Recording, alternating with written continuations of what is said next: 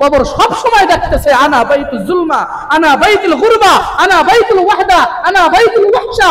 আমি একাকিত্বের ঘর, আমি পোকামাকড়ের ঘর, আমি সাপ বিচ্ছুর ঘর, আমি কীট পতঙ্গের ঘর। এ মানুষ, আমার ভিতরে আসার আগে তুমি একটু ফিকির করে এসো। আপনাকে কে বাঁচাবে ভাই বলেন তো আমাকে? কে বাঁচাবে আপনাকে? কে বাঁচাবে আপনাকে? যদি আপনার কবরের ভিতরে এই পরিণতি হয়, আপনাকে বাঁচাবার পৃথিবীর কেউ নাই, কেউ পারবে না আপনাকে বাঁচাবে। ভালো করে মনে রাখবেন, আউয়ালুকা মনজিল, কবর হলো প্রথম মঞ্জিল। কবর কি ভাই? প্রথম মঞ্জিল। হাদিসে স্পষ্ট আছে, নবীজি স্পষ্ট বলেছেন কবর প্রথম মঞ্জিল, আউয়ালুকা মনজিল, কবর আপনার প্রথম মঞ্জিল। যদি এই কবরে যদি আপনি মুক্তি পেয়ে যান, পরিত্রাণ পেয়ে যান, ইনশাআল্লাহ পরবর্তী যত ঘাটি আসবে সব ঘাটি দিয়ে আপনি পরিত্রাণ পাবেন, মুক্তি পাবেন। আর যদি কবরেই আপনার উপরে এই ধরনের মুসিবত আর এই ধরনের ঝামেলা বারণ যদি চেপে আসে, আপনাকে বাঁচাবার কেউ থাকবে না, কেউ থাকবে না, কেউ থাকবে না। দুনিয়ার সব বুঝলেন, দুনিয়ার সব বুঝলেন, সন্তানকে কেমনে 10 তলা বানায় দিবেন, সন্তানের ভবিষ্যৎ কেমনে উজ্জ্বল করবেন, সন্তানের ভবিষ্যৎ কেমনে কি করবেন, মেয়েকে কত ভালো করে বিবাহ দিবেন, আপনি নিজে কেমনে একটু ভালো পড়বেন, নিজে কেমনে একটু ভালো খাবেন, নিজে কেমনে একটু স্বাচ্ছন্দ্যে চলবেন, দুনিয়ার সব কিছু আপনি বুঝলেন, দুনিয়ার সব কিছু আপনি বুঝলেন, কিন্তু আপনার কবরের বুঝ আপনি বুঝলেন না। প্রিয় ভাই, পায়ে হাত দিয়ে বলি, আবারও বলি, কবর প্রথম মঞ্জিল। আর এই প্রথম মঞ্জিলে হিসাব হবে নামাজে। আউয়ালু মা ইউহাসাবু বিহিল আবদু ইয়াউমাল কিয়ামাতিস সালাহ, নামাজের হিসাব হবে। যদি এই নামাজের হিসাব যদি আপনি দিতে পারেন, তাইলে সব ঠিক, নামাজ ঠিক, সব ঠিক। এই সমাজের 80% 90% মানুষ নামাজ বেনামাজি। কি বলেন?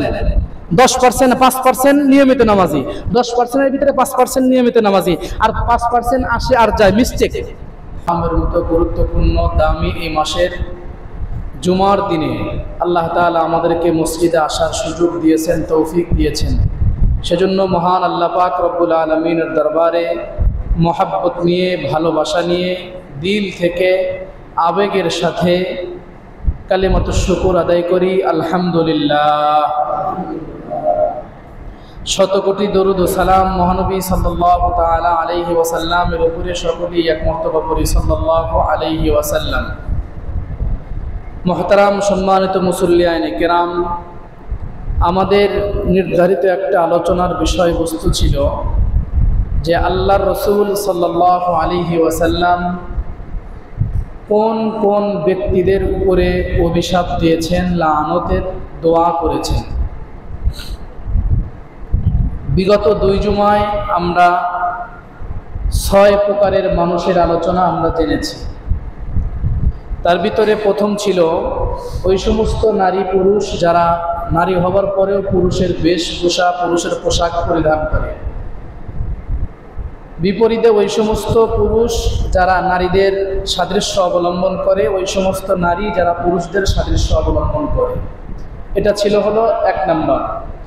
2 নাম্বার ছিল ওই সমস্ত নারী যারা মাথাকে মুন্ডায়, নেড়ে করে। 3 নাম্বার ছিল আপনার উল্কি আঁকে, ট্যাটু আঁকে যারা, বা দাঁত সৌন্দর্য বৃদ্ধির জন্য দাঁতকে ফাঁকা করে, পরচুল ব্যবহার করে, চুল কালার করে। 3 নাম্বার ছিল এটা। 4র্থ নাম্বার ছিল হলো যারা মিথ্যে সাক্ষ্য দেয়, মিথ্যে সাক্ষী দেয় যারা, এরা ছিল 4র্থ নাম্বারে। 5ম নাম্বার মদের সাথে সম্পৃক্ত যারা, তারা যে কোনোভাবেই হোক, যেভাবেই হোক, মদের সাথে যারা সম্পৃক্ত তারা। এখানে আমি গুরুত্বপূর্ণ একটা হাদিস আব্দুল্লাহ ইবনে আব্বাস এবং আব্দুল্লাহ ইবনে মাসউদ 2 জন থেকে রওয়ায়াত আসছে। বলেছিলাম যে 10 প্রকারের ব্যক্তি মদের সাথে যারা সম্পৃক্ত, এদের উপরে রাসূল লাআনতের দোয়া করেছেন, লাআনত দিয়েছেন। 5 নাম্বার ছিল এটা। 6ষ্ঠ নাম্বার ছিল হলো আল্লাহ রাসূল সাল্লাল্লাহু আলাইহি ওয়াসাল্লাম বলেছেন যে ওই সমস্ত ব্যক্তিদের উপরে লাআনত যারা 3 প্রকারের ব্যক্তি ছিল। 6ষ্ঠ নাম্বারে ওই ইমামের উপরে, যে ইমাম মুসল্লিদের অসন্তুষ্টি থাকা সত্ত্বেও ইমামতি করে। এই অসন্তুষ্টিটা 2 কারণে হতে পারে, এটাও বলেছিলাম। 3 নাম্বার ওই স্ত্রী, যেই স্ত্রীর উপরে স্বামী অসন্তুষ্ট, এভাবে রাত্রি অতিবাহিত করে।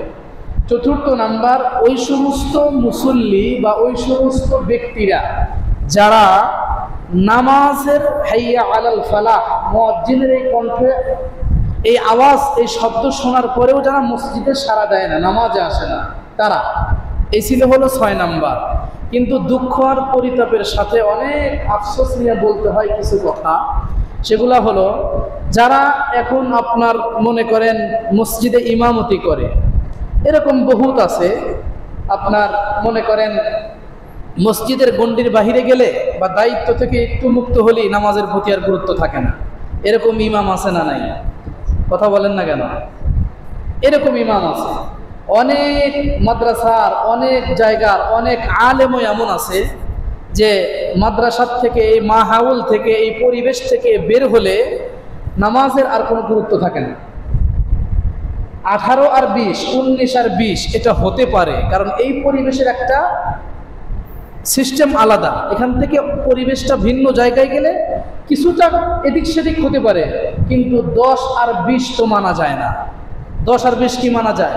19 আর 20 মানা যায়, 10 আর 20 মানা যায় না।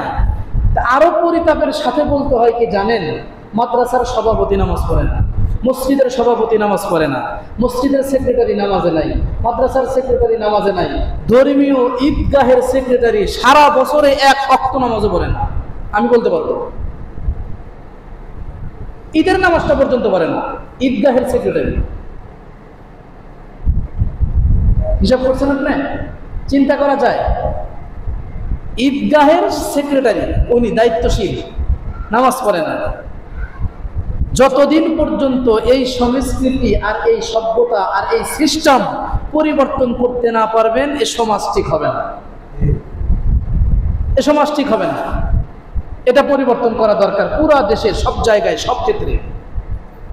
মাদ্রাসার দায়িত্বশীল হবে নেককার, পরহেজগার, মুত্তাকি, যারা আজান শোনা মাত্র আজানের আগে মসজিদে চলে আসে। তারা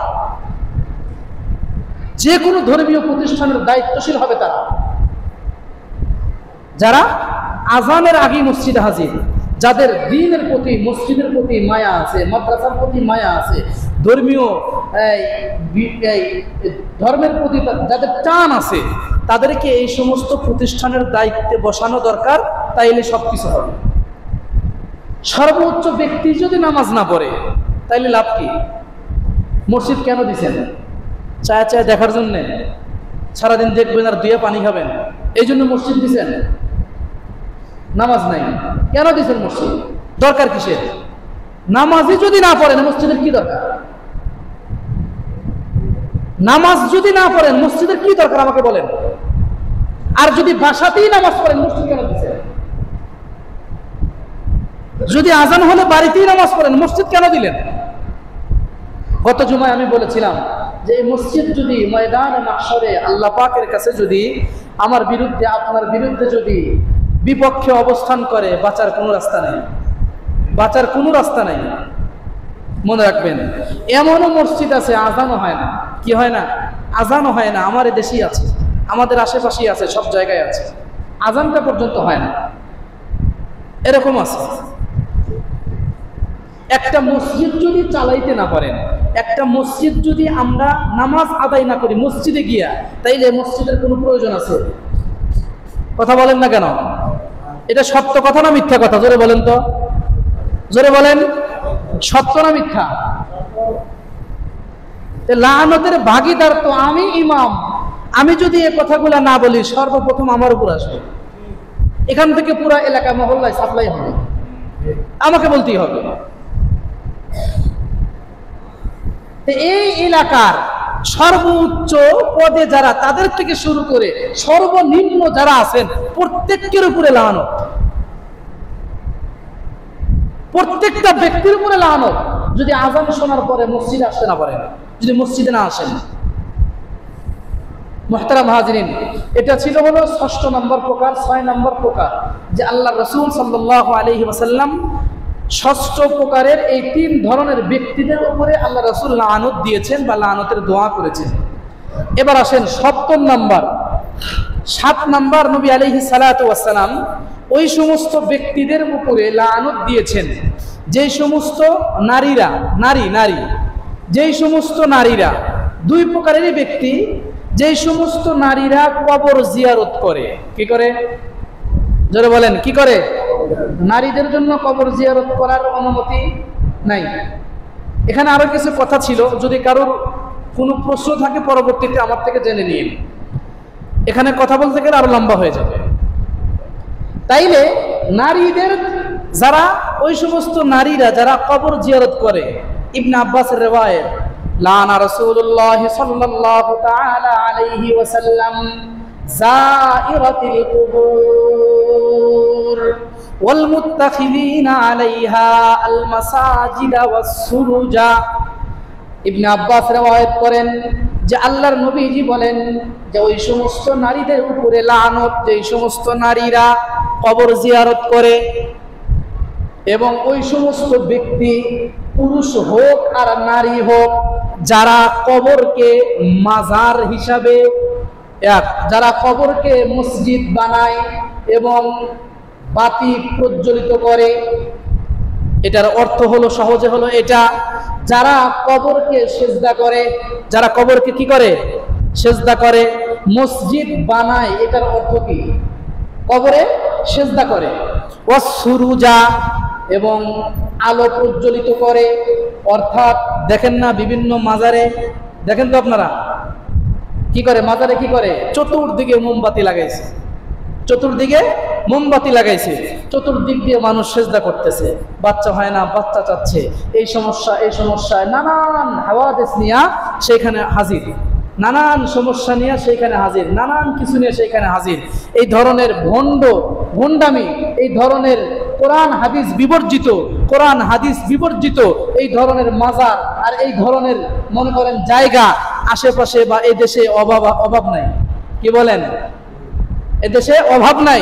যারা এইগুলার পূজারী, যারা এইগুলা করে, তারা বলে কি হুজুররা কি আর বলবে, হুজুররা তো কোরআন হাদিস জানে না, হুজুররা কোরআন হাদিস জানে না। যত কোরআন হাদিস ওরাই জানে, যত কোরআন হাদিস ওনারাই জানে।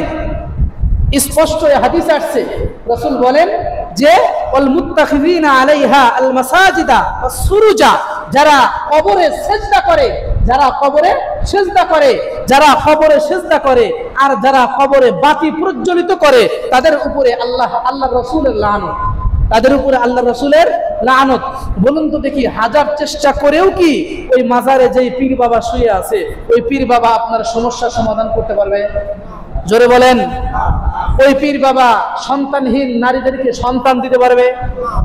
আচ্ছা বলুন তো দেখি, আমি যদি কাউকে হায়াত বাড়ায় দেওয়ার ক্ষমতা আমার থাকে, মাআযাল্লাহ, আল্লাহ মাফ করুক, বোঝানোর জন্য বলছি, যদি আমার কাউকে যদি হায়াত দেওয়ার বা বাড়ানোর ক্ষমতা যদি পৃথিবীর কোন মানুষের হাতে যদি এই অপশনটা থাকে, তাহলে বলুন তো দেখি সে নিজের হায়াত বৃদ্ধি না করে আপনাকে দিবে?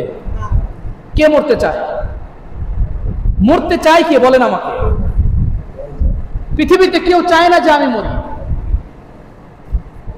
পৃথিবীতে কেউ চায় না যে দুনিয়ার থেকে চলে যাক। তো মুহতারাম হাজিরিন, তাইলে যদি হায়াত দিতে পারতো বা হায়াত বাড়াইতে পারতো, তাইলে পীর বাবা ওই হায়াত কাউকে না দিয়া নিচে মাটির নিচে থাকতো না, মাটির উপরেই থাকতো। বুঝাইতে পারছি কথা? মাটির নিচে থাকতো না, মাটির উপরেই থাকতো। এগুলা নিঃসন্দেহে ভণ্ডামি আর গুনাহ ছাড়া কিছুই না। এগুলা নিঃসন্দেহে ভণ্ডামি আর গুনাহ ছাড়া কিছুই না। তো মুহতারাম হাজিরিন, তাইলে এটা ছিল হলো সপ্তম নাম্বার। কয় নাম্বার? সপ্তম নাম্বার। ওই সমস্ত ব্যক্তি যারা, নারীরা যারা কবর জিয়ারত করে এবং নারী পুরুষ, ওই সমস্ত নারী পুরুষ যারা কবরের উপরে কবরকে সিজদা করে এবং কি করে? আগুন প্রজ্বলিত করে বা বাতি প্রজ্বলিত করে। বাংলাদেশে এমনও আছে, আমি দেখেছি, আমার নিজের চোখে দেখেছি, রাআইতু আইনাইয়া, আমি নিজের চোখে দেখেছি। মিরপুরে সেই ইয়ার থেকে কি বলে ওটাকে, 1 নম্বরের ওইদিকে যাইতে শাহালির মাজার আছে না, আমি তখন মিরপুরে পড়াশোনা করি, পল্লবীতে আফতাবউদ্দিন মাদ্রাসায়, সেই 2012-13 কথা। আমি ওই জায়গায় পড়ি। তো মাঝে মাঝে বন্ধু বান্ধব ছাত্র জামানায় বোঝেনি তো, ঘুরতে আসা হয়েছে, দেখার জন্য। দেখতে আসা, মানে দেখার জন্য আসা হয়েছে। আমি নিজে চোখে দেখেছি, এটাতেও দেখেছি। এরপরে চাঁদপুরে আমি 1 বছর রমাজানুল মুবারকে খতম তারাবি পড়িয়েছিলাম, চাঁদপুরে মতলব উত্তর। ওই জায়গায় দেখবেন ল্যাংটা বাবার মাজার নামে একটা মাজার আছে। ওই জায়গাতেও গিয়েছিলাম দেখার জন্য। যদি না দেখার জন্য না যাইতাম তাইলে কি আজকে বলতে পারতাম? বলতে পারতাম না। এমন গাধা আর গাধা, এমন নির্বোধ আর বিবেকহীন, কবর আছে, সবকিছু আছে, ফুল টুল দিয়া সবকিছু দিছে, উপরে ফ্যানও লাগাই দিয়েছে। এটা কত নম্বরের পাগল হিসাব করেন? এটা কত নম্বরের পাগল? ভিতরে যদি আগুন জ্বলে উপরে এসি লাগায় লাভ আছে? কথা বলেন না কেন? ভিতরে যদি আগুন জ্বলে উপরে এসি লাগায় লাভ আছে? লাভ নাই। তো মুহতারাম হাজিরিন, তাইলে যারা কবরের উপরে আগুন প্রজ্বলিত করে, মোমবাতি বলেন যাই বলেন, যারা কবরকে সিজদা করে, এদের উপরে আল্লাহর রাসূলের লানত, এদের উপরে আল্লাহর রাসূলের লানত। এটা হলো 7 নাম্বার। কয় নাম্বার? 7 নাম্বার। 8 নাম্বারে আসেন। 8 নাম্বারে আল্লাহর রাসূল বলেছেন, এটা ভালো করে বুঝবেন। এখানে সব কথাই আমি বলবো না, যদি কারোর কোনো ইশকাল থাকে, প্রশ্ন থাকে, আমার থেকে জেনে নেবেন। সব কথা বলতে গেলে আমি একটা হাদিসের ব্যাখ্যায় শেষ করতে পারবো না। 8 নাম্বার, যারা ছবি তোলে, যারা কি তোলে? জোরে বলেন। ছবি তোলে। কি তোলে? ছবি উঠায়। ছবি, যারা ছবি অঙ্কন করে বা ছবি উঠায় বা ছবি তোলে, এটার ব্যাপারে হাদিস আসছে, তহাবি শরীফের মধ্যে আসছে। আল্লাহ রাসূল সাল্লাল্লাহু আলাইহি ওয়াসাল্লাম বলেছেন যে লাআনা রাসূলুল্লাহ সাল্লাল্লাহু আলাইহি ওয়াসাল্লাম আল মুসাওয়ারা, যারা ছবি তোলে বা ছবি আঁকে, এদের লানত। এখন আসেন, পরবর্তী মুতাআখিরিন উলামায়ে কেরাম দ্বিমত পোষণ করেছেন এই জায়গায় যে যেই সমস্ত বস্তুর, ভালো করে বুঝবেন, যেই সমস্ত বস্তু হলো গায়রে জিরু, অর্থাৎ প্রাণ নাই, রূহ নাই, কি নাই? আত্মা নাই। সহজে বোঝেন, কি নাই? আত্মা নাই। এদের যদি ছবি উঠায়, ছবি অঙ্কন করা হয় বা যা কিছু করা হয়, কোনো সমস্যা নেই। বুঝাইতে পারছি কথা? বুঝছেন? যাদের কি নাই? আত্মা নাই, গায়রে জিরু, আত্মা নাই, প্রাণ নাই, এদের যদি ছবি অঙ্কন করে, ধরেন পাথর, কি পাথর? পাথরের কি আত্মা আছে? গাছ আত্মা আছে। গায়রে জিরু যেগুলা, এগুলার যদি ছবি অঙ্কন করা হয় বা ছবি উঠানো হয়, এই ক্ষেত্রে তারা বলেছেন যে এখানে কোনো কি নাই, ফালা বাসা বিতাসবিরিহি, এই ক্ষেত্রে যদি এটা করা হয় তাহলে কোনো অসুবিধা নাই। পক্ষান্তরে বলেছেন ওয়ামা কানা লাহু রূহুন, আর যারা জিরুহ, যাদের প্রাণ আছে, জীবন আছে, আত্মা আছে, ফাহুয়াল মানহিয়্যু, তাইলে এই সমস্ত প্রাণী যাদের আত্মা আছে, এদের আন তাসবিরিহি, ছবি উঠানো নিষেধ। ছবি উঠানো কি ভাই? নিষেধ। যাদের আত্মা আছে তাদের ছবি উঠানো নিষেধ। এই ক্ষেত্রে বিস্তর কিছু কথা আছে, বিস্তর কিছু কথা আছে। এখানে আমি অল্প কথা বলে আমি সামনে যাব। সেই অল্প কথাটা কি? এখন আপনাদের প্রশ্ন, হুজুর আমরা তো ছবি উঠি, হজে যাই, তারপরে দলিল রেজিস্ট্রি, বিভিন্ন ক্ষেত্রে বিভিন্ন জায়গায় বিভিন্ন কাজে এই ছবি তো আমাদের তুলতে হয়, ছবি তো আমাদের তুলতে হয়। এই ক্ষেত্রে করণীয়টা কি? এখন একটা জিনিস বোঝেন, একটা হলো শরীয়তে নিষিদ্ধ, শরীয়তে হারাম। শরীয়তে কি ভাই? হারাম। জোরে বলেন, শরীয়তে কি? হারাম। আর একটা হলো জরুরত, আর একটা হলো কি? জরুরত। আমরা ফতুয়ায় যে বছর লেখাপড়া করি, ইফতার বছর, দারুল ইফতাতে আমরা পড়েছি, একটা উসুল আছে, আর জরুরতু তাতাকাদ্দারু বিকদরি জরুরা, যতটুক আপনার প্রয়োজন অনুপাতে আপনি এটা গ্রহণ করতে পারবেন। স্যাম্পল একটা জিনিস, আপনি একটা মারাত্মক অসুস্থতায় লিপ্ত, মারাত্মক একটা অসুস্থতায় লিপ্ত, কোনো মুসলিম বিজ্ঞ কোনো ডাক্তার আপনাকে বলেছে যে আপনাকে লাগাতার 5 দিন 200 গ্রাম করে 5 দিন সকাল বিকাল শুকুরের মাংস খেতে হবে। বুঝছেন? ভালো কথা। লাগাতার 5 দিন কি করতে হবে? আপনাকে শুকুরের মাংস খেতে হবে 200 গ্রাম করে, সকালে 200, বিকালে 200, বা ধরেন সারাদিনে 200। এখন আপনি কি করবেন? শুকুরের মাংস খাওয়া যায়? আল্লাহ তো নিজে বলেছেন হুররিমাত আলাইকুমুল মাইতাতু ওয়াদ-দামু ওয়া লাহমাল খিনজির, হারাম, হারাম করা হয়েছে। এখন আপনি কি করবেন? বিজ্ঞ কোনো মুসলিম ডাক্তার, অভিজ্ঞ ডাক্তার, বিজ্ঞ কোনো ডাক্তার যদি আপনাকে বলে, তখন আপনি 5 দিন বলুক আর 10 দিন বলুক, যে পরিমাণ বলেছে এই পরিমাণ খাওয়া আপনার জন্য অনুমতি আছে, কিন্তু খাওয়াটা জায়েজ নাই। কথা কি বুঝাইতে পারছি? আল্লাহ যেটা হারাম করেছে কিয়ামত পর্যন্ত সেটা জায়েজ হওয়ার কোনো পদ্ধতি আছে? কিন্তু বিজ্ঞ ডাক্তারের বলার কারণে আপনি এই পরিমাণ জীবন বাঁচানোর জন্য শরীয়ত আপনাকে অনুমতি দিয়েছে, তার মানে যে এটা আপনার জন্য খাওয়া জায়েজ বা এটা খাওয়া জায়েজ হবে, এটা কিন্তু না। কথা কি বুঝাইতে পারছি? তো এবার আসেন, আপনি রেজিস্ট্রি করবেন বা এটা করবেন, বিভিন্ন দিক কিছু করতে হয়, বিবাহ শাদীতে লাগে, বিভিন্ন দলিল ডকুমেন্টসে ছবির প্রয়োজন হয়। এই ক্ষেত্রে আপনার ছবি উঠানো জায়েজ না বা জায়েজ না, তবে ছবি এই ক্ষেত্রে যদি আপনি জরুরত পূরণের জন্য যদি উঠান, তো এই ক্ষেত্রে শরীয়ত ওই শুকুরের গোশতের মতো অনুমোদন আছে। কিন্তু যেটা হারাম, ভালো করে বুঝবেন, যেটা হারাম সেটা কিয়ামত পর্যন্ত হারাম থাকবে। যেটা হারাম সেটা কিয়ামত পর্যন্ত কি থাকবে? হারাম থাকবে। এখানে জায়েজের কোনো অপশন নাই, জায়েজের কোনো কি নাই, অপশন নাই। কিন্তু সময়ের ভেদে, স্থান কাল পাত্র ভেদে এটা কিছুটা অনুমোদন থাকে, কিছুটা শিথিলতা থাকে। বুঝাইতে পারছি কথাটা? তো মুহতারাম হাজিরিন, এই হলো ছবি, ছবির ব্যাপারে। তাইলে যারা ছবি অঙ্কন করে, এখন আমি আপনাদেরকে বলি, আমি হুজুরও যদি হই, অযথাই যদি হাতে একটা স্মার্টফোন আমার আছে, অযথাই মারিচ্ছি, সে যদি মহাবড় আলেম হয়, তারপরেও এটা তার জন্য অপরাধ। বুঝাইতে পারছি কথা? বুঝছেন?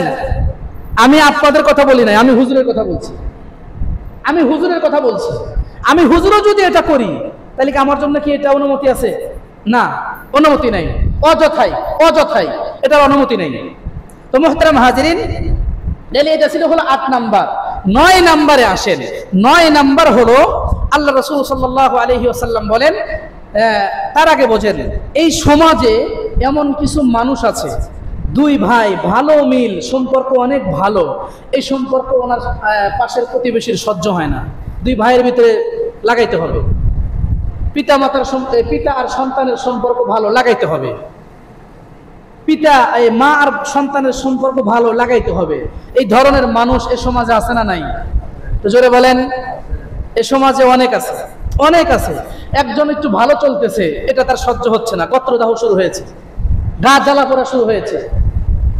এই ধরনের মানুষের অভাব নাই। হাদিসে যেটা বলা হয়েছে সেটা হলো যে পিতা আর মাতা বা সন্তান আর পিতা আর ভাই অথবা ভাই, দুই ভাই, পিতা মাতা এবং ভাইয়ের ভিতরে যারা তাফাররুক করে, মানে বিচ্ছেদ ঘটায় বা ডিভাইড করে, এদের উপরে আল্লাহর রাসূলের লানত। এদের উপরে কার লানত? আল্লাহর রাসূলের লানত। এটা হলো 9 নাম্বার।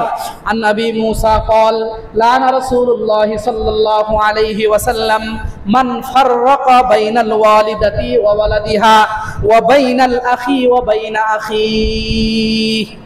ওই সমস্ত ব্যক্তিদের উপরে লানত যারা পিতা আর সন্তান, সন্তান আর পিতা, এদের ভিতরে ডিভাইড করে দেয়, এদের ভিতরে মানে আলাদা করে, এবং ভাই আর ভাইয়ের ভিতরে বিচ্ছেদ তৈরি করে বা ঝগড়া বিবাদ লাগায় দেয়, এদের উপরে লানত। এটা কয় নাম্বার? 9 নাম্বার। কয় নাম্বার ভাই? 9 নাম্বার। তাইলে এটা যারা করে তাদের উপরে লানত। এরপরে আসেন 10 নাম্বার। কয় নাম্বার? 10 নাম্বার। 10 নাম্বার হলো নাব্বাসুল কুবুর, কাফন চোর। কারা? কাফন চোর। যারা কি করে? কাফন চুরি করে। যারা কি করে? কাফন চুরি করে। আল্লাহর রাসূল বলেন যে লাআনা রাসূলুল্লাহ সাল্লাল্লাহু আলাইহি ওয়াসাল্লাম আল মুখতাফিয়া ওয়াল মুখতাফিয়াতা, ইয়ানি নাব্বাসুল কুবুর। যারা কাফন চুরি করে, কি চুরি করে? কাফন চুরি করে, সে নারী আর পুরুষ। আল মুখফিয়া ওয়াল মুখফিয়াতা, কাফন চুরি করে, নারী হোক অথবা পুরুষ হোক। এই কাফন চোরদের উপরে আল্লাহর রাসূলের লানত। কাদের উপরে? কাফন চোরদের উপরে আল্লাহর রাসূলের লানত। আল্লামা ইমাম ইবনুল জাওজি রাহিমাহুল্লাহ তাআলা একটা কিতাব লিখেছেন, উয়ুনুল হিকায়াত। 597 হিজরি, এটা চলে কত? 1447। 597 উনি চলে গেছেন। 508 বা 9 এইদিকে ওনার জন্ম ছিল। ইমাম ইবনুল জাওজি ওনার কিতাব লিখেছেন উয়ুনুল হিকায়াত। কি লিখেছেন ভাই? উয়ুনুল হিকায়াত। এই কিতাবের মধ্যে আসছে 257 নম্বর পৃষ্ঠা, জিলদ নাম্বার 2 নম্বর খণ্ডে 257 নম্বর পৃষ্ঠায় এই ব্যাপারে, কাফন চোরের ব্যাপারে একটা ওয়াকিয়া লিখেছেন। এই ঘটনাটা বলা আমার মাকসাদ না, কিন্তু এই ঘটনার শেষের দিকে আজীব ভয়ানক এই 2 থেকে 3 লাইন একটা কথা আছে, এজন্য আমি এই ঘটনাটা বলবো। এই জন্য এই ঘটনাটা আমি বলবো। এই ঘটনার শেষের দিকে আজীব, খুবই হৃদয় বিদারক, খুবই মর্মাহত 2 থেকে 3 লাইন কথা আছে যারা বেনামাজি। ভালো করে শুনবেন। ইমাম ইবনুল জাওজি উনি লেখেন উয়ুনুল হিকায়াতের মধ্যে যে আবু ইসহাক ফারাজি রাহমাতুল্লাহি আলাইহি উনি বলেন যে আমার দরবারে বা আমার কাছে মাঝে মাঝে একটা লোক আসতো, কবর খনন করত। এই ধরনের একটা লোক আসতো, লম্বা সময় এসে বসে থাকতো, ওয়াজ নসিহত শুনতো, বিভিন্ন প্রশ্ন করতো, জিজ্ঞাসা করতো, বিভিন্ন কিছু ওনার জানার আগ্রহ ছিল, বলতো, সমাধান হয়ে যেত। কিন্তু আসতো আমার দরবারে, ভালো করে শুনবেন, আসতো, আসার পরে এই লোকটার এক সাইড মুখমণ্ডলের এক সাইড ঢাকা থাকতো। কি থাকতো? ঢাকা থাকতো, আর এক সাইড খোলা থাকতো। তা আমি কোনোদিন জিজ্ঞাসা করি নাই। আবু ইসহাক ফারাজি রহমতুল্লাহি আলাইহির বর্ণনা, উনি বলেন যে হঠাৎ আমি একদিন তাকে বললাম, ভাই আপনাকে কিছু কথা জিজ্ঞাসা করতে চাই, যদি কিছু মনে না করেন। উনি বললেন, জি বলেন। তখন আবু ইসহাক ফারাবি বলেন, আমি জিজ্ঞাসা করলাম যে আপনি আমার দরবারে আসেন, বিভিন্ন প্রশ্নের সমাধান নেন, জানার আগ্রহ আলহামদুলিল্লাহ বেশ ভালো, আলহামদুলিল্লাহ, কিন্তু জিজ্ঞাসাটা হলো এটা যে আপনার একটা সাইড আবৃত থাকে কেন, ঢাকা থাকে কেন, আর একটা সাইড খোলা থাকে কেন? মেহেরবানি করে যদি কিছু মনে না করতেন, যদি আমাকে এই বিষয়টা একটু বলতেন, খুবই ভালো। এখন কবর খননকারী ওই ব্যক্তি আবু ইসহাক ফারাজি রহমতুল্লাহি আলাইহিকে ডাক দিয়ে বলে যে হযরত, আমি আপনাকে বলতে পারি একটা শর্তের বিনিময়ে। কয়টা শর্ত? একটা শর্তের বিনিময়ে আমি আপনাকে এই কথাটা বলতে পারি। কেন আবৃত থাকে একটা সাইড, কেন ঢাকা থাকে? আবু ইসহাক বললেন, ঠিক আছে বলেন কি শর্ত? তখন ওই কবর খননকারী ব্যক্তি বললেন যে শর্তটা হলো এটা যে আমি আপনাকে যেই কথাটা বলবো, মেহেরবানি করে এই কথাটা আপনার কান আর আমার কান, এই 4 কানের বাহিরে দ্বিতীয় আর কোনো মানুষকে আপনি বলতে পারবেন না। দ্বিতীয় কোনো মানুষ যাতে কোনো দিন আপনি কাউকে বলবেন না, না জানে। আবু ইসহাক বড় মাপের একজন বুজুর্গ আলেম, একজন আল্লাহর ওলি, উনি বললেন, ঠিক আছে ভাই, কোনো অসুবিধা নাই, আপনি বলেন। এখন ওই কবর খননকারী ওই কাফন চোর ওই ব্যক্তি বলতেছে যে হযরত, আমি তো বিশাল একটা অপরাধের ভিতরে লিপ্ত আছি বা লিপ্ত ছিলাম। কি অপরাধ? যে আমার একটা পেশা ছিল যে আমি কাফন চুরি করতাম। কি চুরি করতাম? কাফন চুরি করতাম, বাজারে বিক্রি করে, এই কাফনগুলা বাজারে বিক্রি করে আমার জীবিকা নির্বাহ করতাম। বিভিন্ন জায়গায় আমি খোঁজ খবর নিতাম, কাফন চুরি করতাম, এভাবে আমার জীবিকা নির্বাহ চলতেছিল। হঠাৎ আমার এলাকায় বা পাশেই এক সুশ্রী সুন্দর রূপবর্তী এক নারী মারা গেল। মারা যাওয়ার পরে তাকে দাফন করা হলো, সমাধি করা হলো। তা আমি কাফন চুরি করার জন্য সেই নারীর কবরে গেলাম। যাওয়ার পরে আমি সেখানে তার উপর থেকে মেয়েদের কাপড় কয়টা? জোরে বলেন কয়টা? আরো জোরে বলেন। 5টা। ছেলেদের কয়টা? 3টা, মেয়েদের 5টা।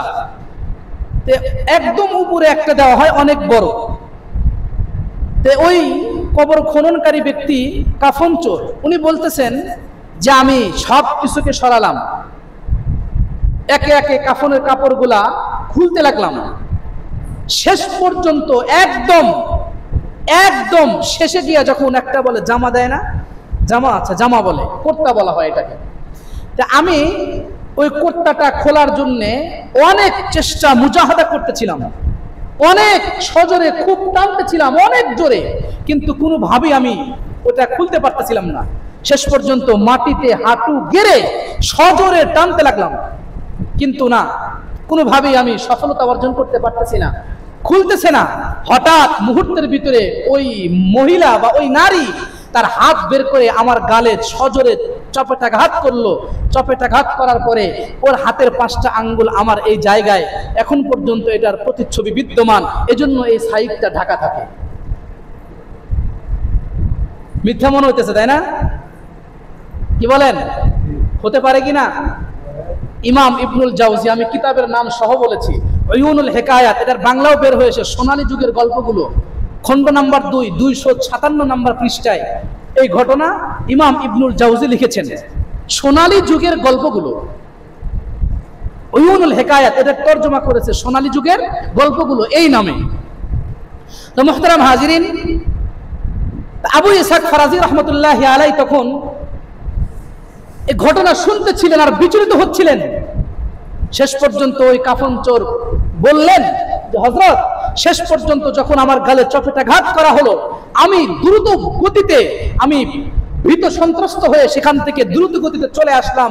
চলে আসার পরে শেষ পর্যন্ত আমি আল্লাহর কাছে তওবা করেছি, আমার জীবন থাকতে আমি আর এই কাজের ভিতরে লিপ্ত হব না। আমার জীবন থাকতে আমি আর এই কাজের ভিতরে লিপ্ত হব না। কিন্তু ওই যে চপেটাঘাত করেছে আমাকে, আমার গালে এই ছবিগুলা, এটার প্রতিচ্ছবি বা আঙ্গুলের ছাপ এখনো আছে, এজন্য আমি এই সাইডটাকে ঢেকে রাখি, আবৃত করে রাখি। আবু ইসহাক ফারাজি রহমতুল্লাহি আলাইহি এটা লিখে ইমাম আউজাঈ রহমতুল্লাহি আলাইহির কাছে পাঠিয়ে দিয়েছেন। ঘুমাইছেন? হাত তোলেন। হ্যাঁ, জোরে হাত তোলেন, আপনারা দেন, আরো জোরে, সোজা করেন, সোজা করেন, হাত নামান, চোখ কান খোলা রাখেন। এখন থেকে যেটা বলবো ভালো করে শোনেন। কার কাছে লিখছে? আউজাঈ রহমতুল্লাহি আলাইহির কাছে এই পুরা ঘটনার লিখে পত্র প্রেরণ করেছে।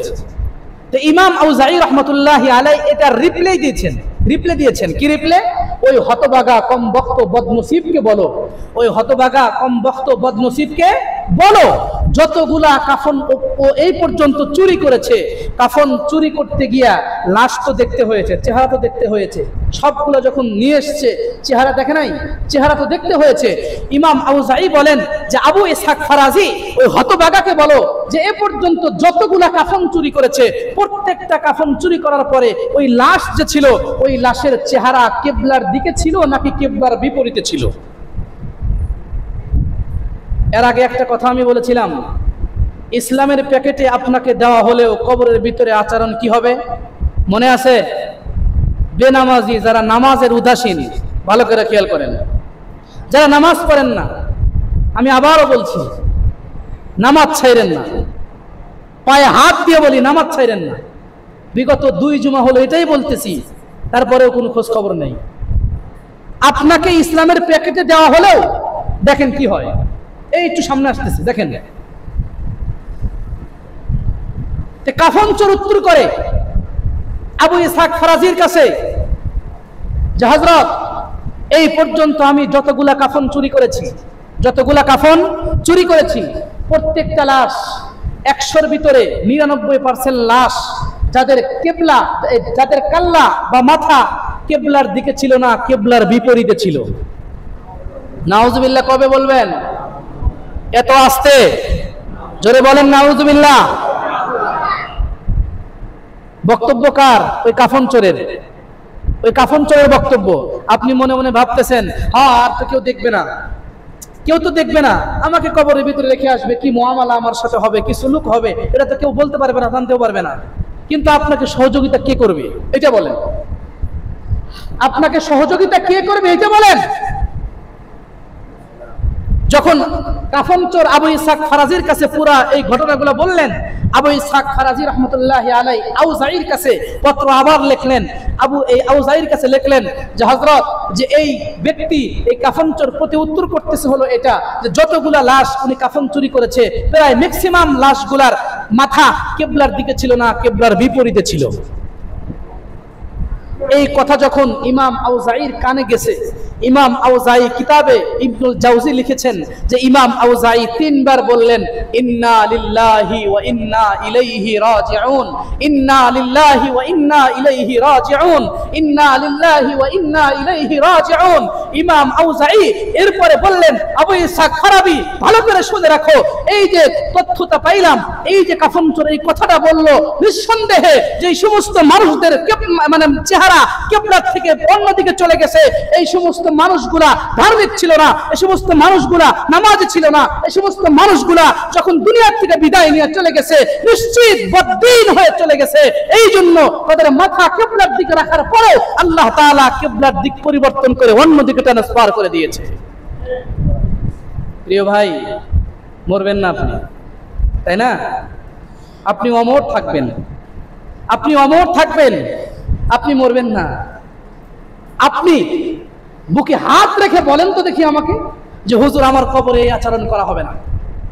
বলেন, একজন বাপের বেটা থাকলে বলেন, বলেন,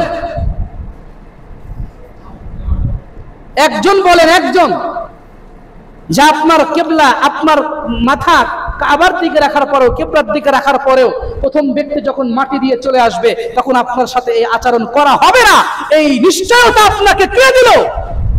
বলেন আমাকে। কবর সব সময় ডাকতেছে, আনা বাইতুল জুলমা, আনা বাইতুল গুরবা, আনা বাইতুল ওয়াহদা, আনা বাইতুল ওয়াহশা। আমি একাকিত্বের ঘর, আমি পোকামাকড়ের ঘর, আমি সাপ বিচ্ছুর ঘর, আমি কীট পতঙ্গের ঘর। এ মানুষ, আমার ভিতরে আসার আগে তুমি একটু ফিকির করে এসো। আপনাকে কে বাঁচাবে ভাই বলেন তো আমাকে? কে বাঁচাবে আপনাকে? কে বাঁচাবে আপনাকে? যদি আপনার কবরের ভিতরে এই পরিণতি হয়, আপনাকে বাঁচাবার পৃথিবীর কেউ নাই, কেউ পারবে না আপনাকে বাঁচাবে। ভালো করে মনে রাখবেন, আউয়ালুকা মনজিল, কবর হলো প্রথম মঞ্জিল। কবর কি ভাই? প্রথম মঞ্জিল। হাদিসে স্পষ্ট আছে, নবীজি স্পষ্ট বলেছেন, কবর প্রথম মঞ্জিল, আউয়ালুকা মনজিল, কবর আপনার প্রথম মঞ্জিল। যদি এই কবরে যদি আপনি মুক্তি পেয়ে যান, পরিত্রাণ পেয়ে যান, ইনশাআল্লাহ পরবর্তী যত ঘাটি আসবে সব ঘাটি দিয়ে আপনি পরিত্রাণ পাবেন, মুক্তি পাবেন। আর যদি কবরেই আপনার উপরে এই ধরনের মুসিবত আর এই ধরনের ঝামেলা বার্ডেন যদি চেপে আসে, আপনাকে বাঁচাবার কেউ থাকবে না, কেউ থাকবে না, কেউ থাকবে না। দুনিয়ার সব বুঝলেন, দুনিয়ার সব বুঝলেন, সন্তানকে কেমনে 10 তলা বানায় দিবেন, সন্তানের ভবিষ্যৎ কেমনে উজ্জ্বল করবেন, সন্তানের ভবিষ্যৎ কেমনে কি করবেন, মেয়েকে কত ভালো করে বিবাহ দিবেন, আপনি নিজে কেমনে একটু ভালো পড়বেন, নিজে কেমনে একটু ভালো খাবেন, নিজে কেমনে একটু স্বাচ্ছন্দ্যে চলবেন, দুনিয়ার সব কিছু আপনি বুঝলেন, দুনিয়ার সব কিছু আপনি বুঝলেন, কিন্তু আপনার কবরের বুঝ আপনি বুঝলেন না। প্রিয় ভাই, পায়ে হাত দিয়ে বলি, আবারও বলি, কবর প্রথম মঞ্জিল, আর এই প্রথম মঞ্জিলে হিসাব হবে নামাজে। আউয়ালু মা ইউহাসাবু বিহিল আবদু ইয়াউমাল কিয়ামাতিস সালাহ, নামাজের হিসাব হবে। যদি এই নামাজের হিসাব যদি আপনি দিতে পারেন তাহলে সব ঠিক, নামাজ ঠিক, সব ঠিক। এই সমাজের 80% 90% মানুষ নামাজ বেনামাজি। কি বলেন? 10% 5% নিয়মিত নামাজি, 10%-এর ভিতরে 5% নিয়মিত নামাজি, আর 5% আসে আর যায় মিস্টেক। কিন্তু 80% 70% নামাজি, 90% নামাজি বেনামাজি, মানুষ বেনামাজি। অতিরিক্ত বলছি? বলেন তো ভাই। আমি ইমাম, আমি তো জানি, আমি ইমাম, আমি তো জানি। এর চাইতে বৃহৎ মসজিদে আমি ছিলাম, বুঝানোর জন্য বলছি। আপনারা জুমার যে মুসল্লি, সেইখানে ওয়াক্ত মুসল্লি এর চাইতে বেশি, কিন্তু জুমাতে নিচতলা, দোতলা, তিনতলা, বাহিরে সব একদম বোঝাই সব, কিন্তু ওয়াক্ততে আসতে এরকম। অত বড় গ্রাম, অতটা সমাজ, এই জায়গাতেও যদি, এখানকার কথা বলছি, এই জায়গাতেও যদি আমরা নিয়মিত নামাজি হয়ে যাই, আমরা নিয়মিত যদি নামাজে আসি, এই মসজিদটা তো লোক ধরবে না, এই মসজিদে লোক ধরবে না। যারা এই মসজিদে যারা আছেন তারাও যদি আসি, আশেপাশে যারা আছেন তারাও যদি আসি। শুরুতে কথা বলেছি, মসজিদ কেন দিয়েছেন? যদি নামাজ পড়তেই না আসেন, কেন দরকার ছিল এই মসজিদের? আমাকে বলেন। যদি বাসাতেই নামাজ পড়েন, আমাকে রাখার কি দরকার ছিল? যদি বাড়িতেই নামাজ পড়েন, আমাকে রাখার কি দরকার ছিল? আর মসজিদেরই বা কি দরকার ছিল? সেজন্য পায়ে হাত দিয়ে বলি, বুকে জড়ায় ধরে বলি, নামাজ কেউ ছাইরেন না, নামাজ কেউ ছাইরেন না, নামাজ অবহেলা করেন না, নামাজ অবহেলা করেন না। মনে রাখবেন একটা কথা, সহজ হিসাব, সহজ ক্যালকুলেশন, যেই ঈমান আপনাকে এই 4 তলা 5 তলার উপর থেকে এই মসজিদে নিয়ে আসতে পারে না, আমি গ্যারান্টি দিয়ে বলতে পারবো সেই ঈমান আপনাকে কবরের ভিতরে বাঁচাতেও পারবে না। সেই ঈমান আপনাকে ময়দানে মাহশরে কঠিন পরিস্থিতি থেকে মুক্ত করে, জাহান্নাম থেকে মুক্ত করে জান্নাতেও নিতে পারবে না। মনে রাখবেন, যে ঈমান এই বিল্ডিং থেকে এখানে নিয়ে আসতে পারে না, সেই ঈমান দ্বারা জান্নাতের আশা কেমনে করেন? এটা নিছক বোকামি ছাড়া আর কিছু না, এটা বোকামি ছাড়া আর কিছু না। মুহতারাম হাজিরিন, 10 নম্বর ছিল হলো ওই সমস্ত ব্যক্তিরা যারা কাফন চুরি করে। কি চুরি করে ভাই? কাফন চুরি করে তাদের উপরে আল্লাহর রাসূল লানত দিয়েছেন। এরপরে 11 নাম্বার, আনাতাইল খুরাসানি قال লানা রাসূলুল্লাহ সাল্লাল্লাহু আলাইহি ওয়াসাল্লাম সাবআতু নাফার, আল্লাহর রাসূল সাল্লাল্লাহু আলাইহি ওয়াসাল্লাম 7 প্রকারের ব্যক্তির উপরে লানত দিয়েছেন। কয় প্রকার? জোরে বলেন কয় প্রকার? 7 প্রকার। ফালানা ওয়াহিদাম মিনহুম সালাসালানাত, এই 7 প্রকারের এক প্রকারের ব্যক্তির উপরে লানত হলো 3 বার। কয়বার? জোরে বলেন কয়বার? 3 বার। এরপরে ওয়ালা নাসাইরুহুন্না লানাতুন, এবং বাকি 6 জনের উপরে বা 6 প্রকার ব্যক্তির উপরে লানত হলো একবার। কয়বার? একবার। তার ভিতরে আমি বেশ কয়েকটা বলেছি। আল্লাহ যাদের উপরে লানত দিয়েছেন এই শিরোনামে আলোচনা এখানে আমি করেছি। তাদের ভিতরে বলেছিলাম, ওই আলোচনার ভিতরে বলেছিলাম ওইখানকার কয়েকটা কথা এই হাদিসের ভিতরেও রাসূল বলেছেন।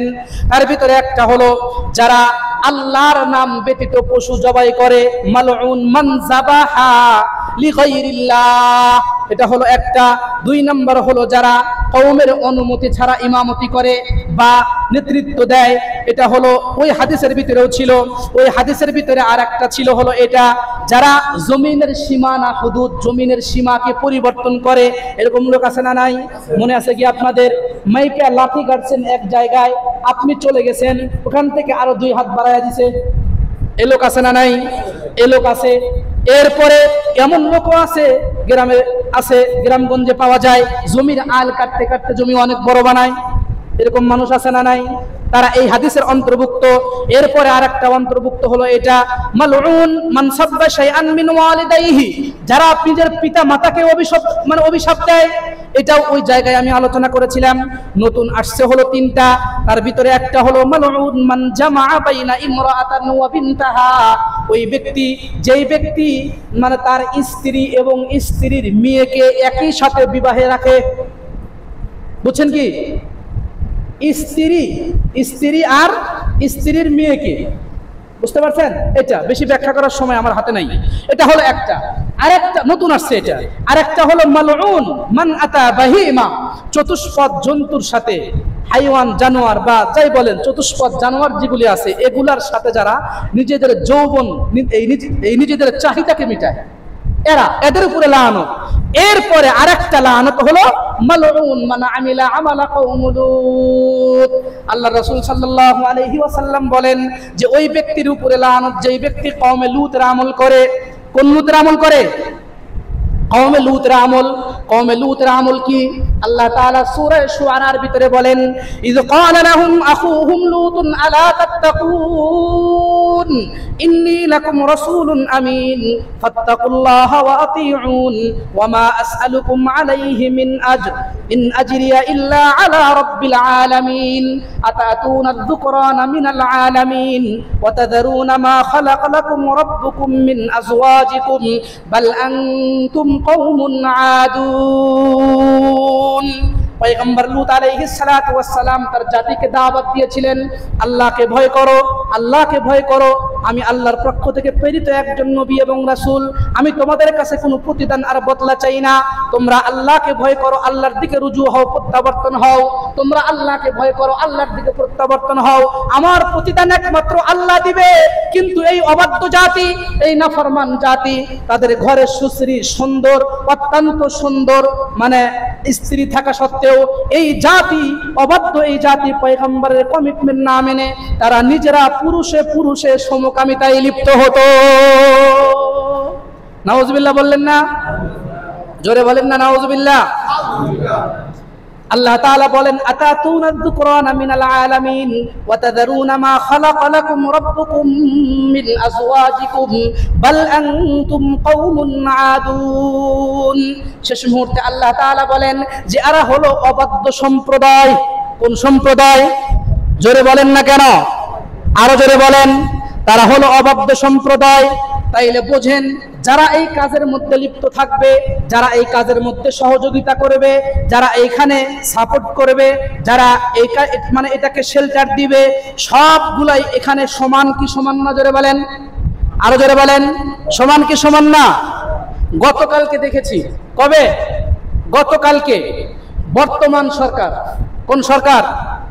বর্তমান সরকার ভালো করে বুঝবেন, বর্তমান এই সরকার, অন্তর্বর্তীকালীন এই সরকার ঢাকায় জাতিসংঘের মানবাধিকারের কার্যালয় প্রতিষ্ঠার অনুমোদনের খসড়া তৈরি করেছে। আপনারা দেখেছেন এটা? এটা কি জানেন? জাতিসংঘের মানব অধিকারের যেই দূত এখানে আসবে, সেই দূত তার সমকামী সাথীকে নিয়ে এই দেশে আসবে। নাউজুবিল্লাহ, বাড়াই নামক দেয়া। বুঝাইতে পারছি কথা? জাতিসংঘের মানবাধিকার সংস্থার একটা সেন্টার এখানে ঢাকায় প্রতিষ্ঠিত হবে, এটার অনুমোদন দিয়েছে। এরপরে যেই দূত আসবে, ওই দূত তার সমকামী সাথী বা বন্ধু তাকে নিয়েও আসবে। মানবেন আপনারা? না বাড়ায় না, তাই না? না বাড়ায় না, মানবেন? জোরে বলেন, আরো জোরে বলেন, মানবেন? কত বড় দৃষ্টতা আর কত বড় নির্লজ্জতা, কত বড় বেহায়াপনা যারা মানবাধিকারের স্লোগান দেয়। বিগত 15 বছর মানবাধিকার আপনাদের কোথায় গিয়েছিল? বিগত 15 বছর মানবাধিকার কোথায় গিয়েছিল? যারা নির্বিচারে মানুষকে হত্যা করেছে, অসংখ্য মানুষের জীবন নিয়েছে, যারা মানুষকে গুম খুন হত্যা করেছে, যারা প্রশাসনের নির্বাচন করে মানবিক অধিকার, ভোটের অধিকার থেকে মানুষকে বঞ্চিত করেছে, বিগত 15 বছরে এই মানবাধিকার কোথায় গিয়েছিল আপনাদের? কোথায় গিয়েছিল মানবাধিকার? আমার ভাই আর বোনেরা, রক্তাক্ত ফিলিস্তিনের গাজায় প্রতিনিয়ত মানুষকে হত্যা করা হচ্ছে, শিশুদেরকে হত্যা করা হচ্ছে, সেখানে আপনাদের মানবাধিকার আসে না, সেখানে আপনাদের মানবাধিকার বলতে কোনো কিছু হয় না। এই ধরনের জাতিসংঘকে আমরা লাথি মারি, লাথি মারি। এই ধরনের জাতিসংঘের কোন প্রতিষ্ঠান, এই ধরনের জাতিসংঘের কোন কার্যালয় স্বাধীন এই মাতৃভূমিতে 95 মুসলমানদের এই কান্ট্রিতে এই প্রতিষ্ঠান হতে দেওয়া হবে না, হবে না, হবে না, হবে না। রাজি আছেন? যারা রাজি নাই তাদের উপরে আল্লাহর রাসূলের লানত। যারা রাজি নাই তাদের উপরে কার লানত? জোরে বলেন, কার? এটা আমার কথা বলছি।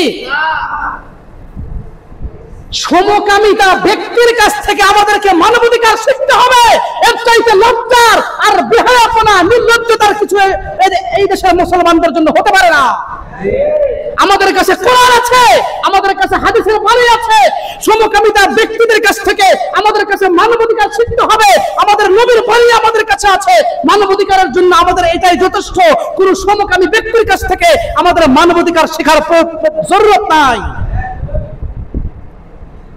মুহতারাম হাজিরিন, কোন দিকে যান? জুমার পরে বিক্ষোভ হবে বাইতুল মুকাররম। হেফাজতে ইসলাম বাংলাদেশের পক্ষ থেকে ইউনূস সরকারকে পরিষ্কার ভাষায় বলতে চাই, যদি কর্ণকুহুরে না ঢোকে, হাসিনা গেছে যেই পথে আপনিও যাবেন সেই পথে। আপনি ঠিক বললেও ঠিক, না বললেও ঠিক। উপদেষ্টা পরিষদে যারা আছে, আবার এক উপদেষ্টা দিয়েছে, নারী এক উপদেষ্টা, নারী শিশু উপদেষ্টা নাকি এক উপদেষ্টা, সেই উপদেষ্টা দিয়েছে, সে হলো মাদ্রাসা কওমিয়ার বিপক্ষে কথা বলতেছে, কওমি মাদ্রাসার বিপক্ষে কথা বলতেছে। হিসাব করছেন আপনি? কত বড় নির্লজ্জা, কত বড় নির্লজ্জা, বেহায়া। মুহতারাম হাজিরিন, আমি আপনাদেরকে আবারও বলছি, আমাদের কথা হারে হারে টের পাবেন যদি পালন না করেন। ওলামাদের কথা হারে হারে টের পাবেন যদি পালন না করেন। যদি ওলামাদের পিছনে থেকে, ওলামাদের সাথে থেকে, যদি ওলামাদের পক্ষে থেকে যদি রাজপথে নামতে ব্যর্থ হন, ইনশাআল্লাহ রাজপথে যদি নামতে ব্যর্থ হন, তাইলে আমরা অদূর ভবিষ্যতে আমাদের এই আশঙ্কা হয়, এই দেশের মুসলমানদের ঈমান বিপন্ন হবে। সেজন্য ভোট দিবেন জায়গা মতো। কোথায়? জায়গা মতো। আমরা হাজার চিল্লাইলে এত সহজে এটা কাজে আসবে না, এত সহজে এটা কাজে আসবে না। কিন্তু ওলামাদের চিল্লানির কারণে কিছুটা পিছু হটবে, ওলামাদের চিল্লানির কারণে কিছুটা পিছু হটবে। সেজন্য ওলামায়ে কেরাম ঐক্যবদ্ধ আছেন, ওলামায়ে কেরাম ঐক্যবদ্ধ আছেন। যে কোনো মূল্যে হোক, যে কোনো ভাবে হোক, মানব অধিকারের নামে সমকামিতার এই আইন বা এই কার্যালয় স্বাধীন এই পবিত্র ভূমিতে, স্বাধীন এই মাটিতে প্রতিষ্ঠিত হতে দেওয়া হবে না, হবে না, হবে না ইনশাআল্লাহ। যদি ওলামায়ে কেরাম ডাক দেয়, যদি ওলামায়ে কেরাম ডাক দেয়, যদি রাজপথে নামতে হয়, পুরা বাংলাদেশ যদি 5ই আগস্টের মতো যদি মানে করতে হয়, রাজপথ দখল করতে হয়, রাজি আছেন তো আপনারা ইনশাআল্লাহ? আল্লাহ তৌফিক দান করুক, আমিন বলেন। ওয়া আখির দাওয়ানা আলহামদুলিল্লাহি রাব্বিল আলামিন। আসসালামু আলাইকুম ওয়া রাহমাতুল্লাহ।